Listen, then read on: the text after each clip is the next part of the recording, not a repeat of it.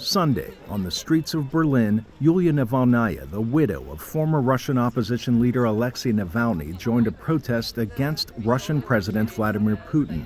She walked with fellow Russians who'd lined up outside the country's embassy in the German capital to cast their ballots to determine who will lead the country for the next 6 years. Navalny supporters in Russia called for a midday protest on this, the third and final day of voting for those unhappy with Putin's tenure. Stretching far beyond its borders, Russians outside of the country lined up, sometimes for several city blocks like in Tel Aviv, Israel, to cast their votes in this year's election. A similar scene outside of the Russian consulate in Istanbul as reports of voter lines ballooning after noon. VOA captured the moment when a nearby woman burned her Russian passport. It is a near foregone conclusion that Putin will win a fifth term, with most of his opposition exiled, jailed, or in Navalny's case, dead. The Kremlin released a video claiming to show Putin casting his ballot online. But at polling stations across the country, civil disobedience overlapped with civic duty.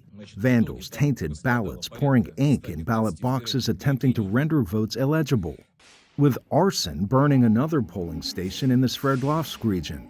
While in St. Petersburg, a woman hurled a Molotov cocktail at a polling station before authorities captured her as she tried to escape.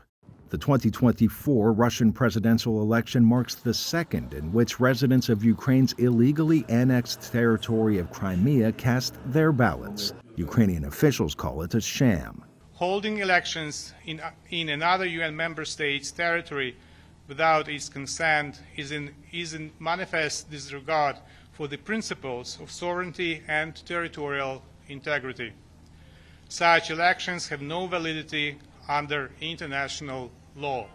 And while a mix of voters at a Moscow polling station say they wanted new faces in leadership, others say they're happy with Putin and want Russia to stay the course.